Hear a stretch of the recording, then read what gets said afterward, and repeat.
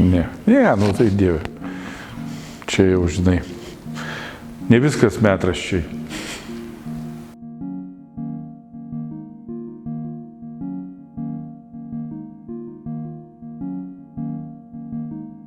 Iš tikrųjų, pati parodos idėja, tas jos kūnas atsirado turbūt bendraujant mums šeimoje, kadangi ir čia dalis tos parodos yra turbūt apie šeimą, perkeltinė prasme, netiesiogiai. Bešnekant, priėjom liktai tokios vizijos, kad vis tik tai čia yra toks, liktai kaip pažintinis takas, kaip kad būna čia keliaujant ar ten Vilniaus apylinkėse, ar kitose.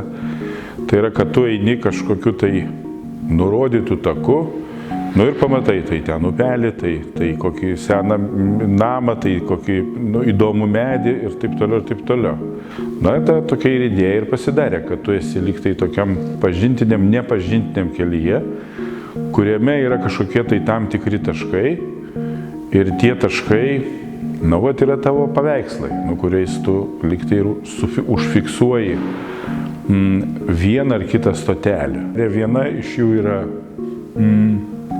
salė, kurioje daugiau dominuoja tokie vaikų pasakojimai, tarkim, ir mano paties, ir jis vadinasi Vaikystė.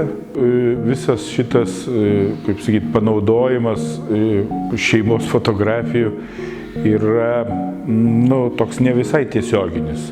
Tai iš tiesų yra labiau personažo, kaip kažkokio tai modelio, sakysim, toks labiau turbūt atsiradimas. Mažesnis vaikas, jis tam tikrą prasme turi turbūt ir to įdomumo kitokio, negu kad jau ten suaugęs žmogus.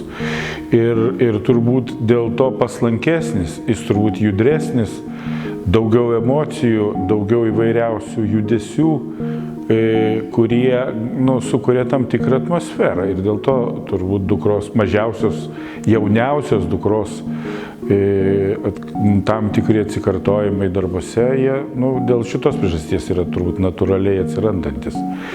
Bet šiaip iš tiesų man yra svarbu gal ne tiek panašumas arba ne tiek toksai atsispindėjimas toks tiesioginis to ar žmogaus, ar veido panašumo, ar kažko, o man labiau turbūt svarbu tokia tam tikra emocija ir to žmogaus tam tikra nuomonė arba kažkoks to žmogaus formuojamo pasaulio parodymas. Ir šiaip iš tiesų aš klausiu nuomonės. Ta prasme, ir atsiklausiu, ar viskas tvarkoj, ir ar čia įdomu, ir kartais tarėmės dėl kokio net ir pavadinimo, ar tai pavadinimas iš tiesų atitinka tą, ką aš bandau pavaizduoti. Tai toks, kaip sakyti, kūrybinės bendradarbiavimas vyksta. Paveikslo pavadinimas buvo taip sugalvotas, kad tai yra akių linija arba akių horizontas, nes tai yra dažniausia, kada yra mokamo piešimo arba tenai kažkokios net ir šiaip perspektyvos, dažniausiai akcentuojama, kur yra horizonto linija ir koks yra santykis daiktų tos horizonto linijos atžvilgių arba akių atžvilgių. Tai aš pasiūliau, taip iš tiesų pasiūliau dukrai, kaip tau atrodo šitoks pavadinimas, ir jinai tada kažkaip labai taip, nebuvo taip labai nudžiuginta, patenkinta, svarstė, kažkaip sako, čia ne visai taip. Ir kada truputį šovė mintis, kad reikia šiek tiek su kažkokiu švelniu humoru į tai pasižiūrėti, ir pasiūliau pavadinimą pakeisti. Atsisakiau TikToko, nes ten šiek tiek tokio yra, nes ir tai yra irgi santykis su horizontu, su žiūrėjimo horizontu. Tai jis sakė, šitas kur kas geresnis.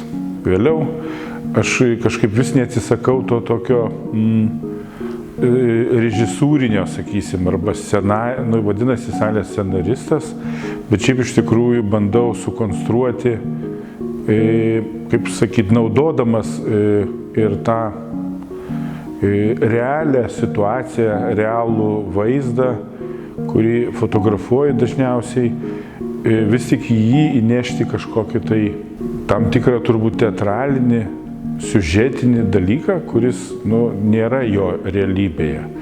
Ir bandau sukonstruoti tą vaizdą, remdamasis ten kokiu vienu, kitu, trečiu net autorium, gal kartu juos jungdamas. Literatūriškumas tam tikrą prasme čia toks ir taip, jisai man iš tiesų labai svarbus ir čia aš jau nepasislėpsiu.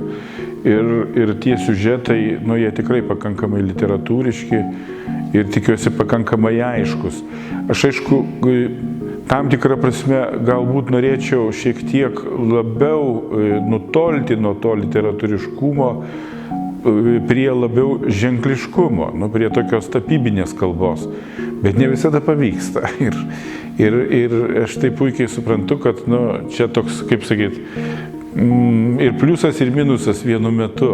Čia nėra tai, kad ta literatūra yra labai didžiulis gėris, nes vis tiek tapyba yra ne literatūros kūrinys ir jisai nesidėlioja iš teksto ir žodžių.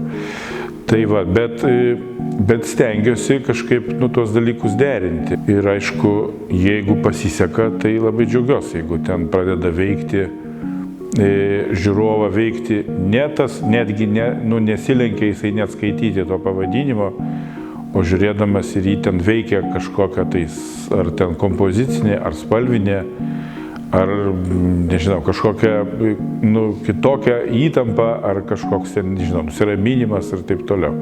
Tai tada skaitau, kad jau čia labai gerai. Man, reiškia, iš tiesų pavadinimai tikrai yra svarbus. Ne visada, aišku, pasiseka taip, kad tu atitaikai į tą pavadinimą 100% ir paskui jisai ir lieka. Kartais tie pavadinimai man netgi ir kinta. Aš turiu menį tai, kad jisai, jeigu tą akimirką jisai kažkoks atsirado ir paskui man jį reikia, kažkaip jis man lyg tai neatspindi to, ką aš norėjau pasakyti, tai kartais aš juos net dalinai ir pakeičiu. Pats pavadinimas yra taip nuoroda į, tokį lyg tai bandymą papasakoti žiūrovui, tą tokią pradinę mintį.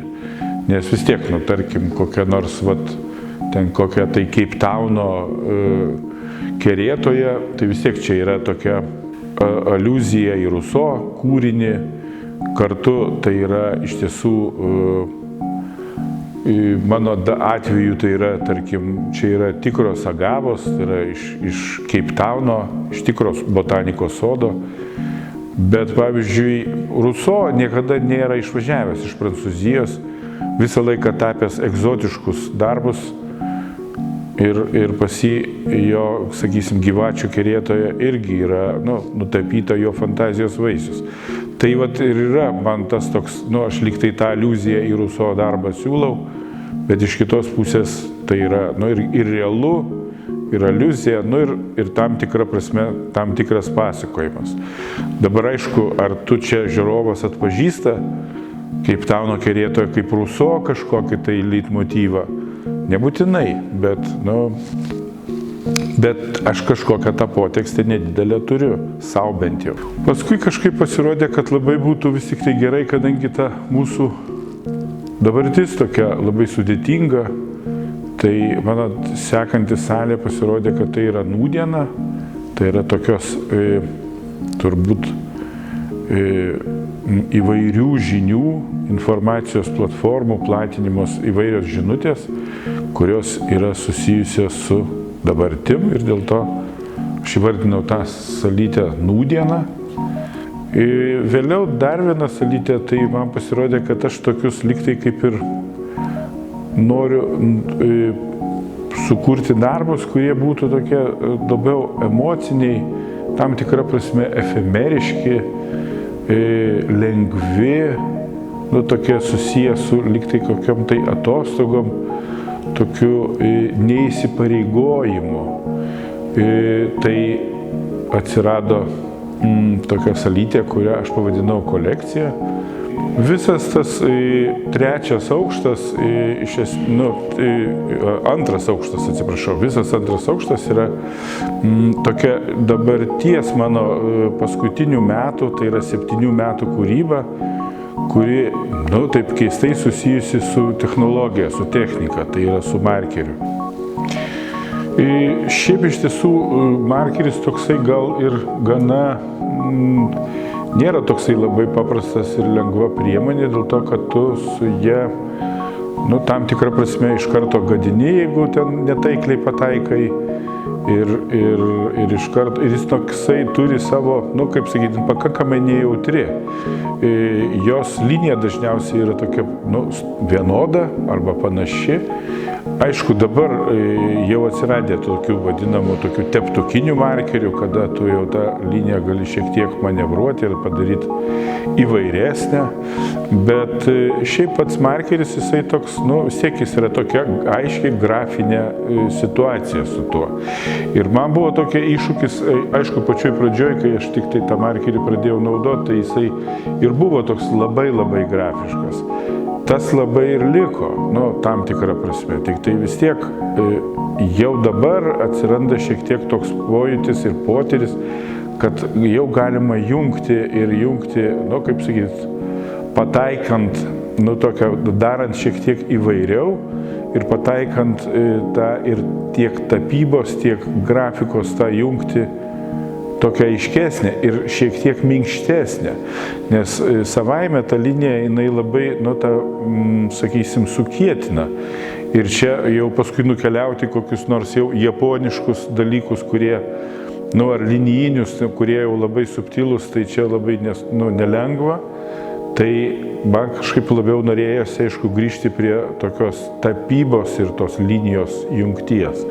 Ir dabar, po truputį aš jau bandau suprasti, kad tai yra man asmeniškai įmanoma ir kad aš po truputį galiu pradėti jau šiek tiek kurdamas galvoti, kaip tą plastiką sutvarkyti taip, kad jin būtų ir įdomesnė, netikėta, ir ne vien tik linijinė, ir ne vien tik grafiška. Nes pradžiai buvo toks, iššūkis labiau būtent tos linijinės, suvaldymas linijinės struktūros. O dabar, tokių jau atsirado kitokių šiek tiek dalykų, kurie man asmeniškai atrodo jau tokie junginiai, kaip sakyti, šiaip taip populiariai šnekant, plastiškesni arba įdomesni. Tai šitos salės yra skirtos tam, o viršuj, trečiam aukšte, aš jau eksponuoju tą, kas buvo šiek tiek padaryta anksčiau. Tai yra tokie vieni pirmųjų bandymų po baigimo mano, tokio, sakysim, performanso, veiksmų menų, tokių didesnio susidomėjimo.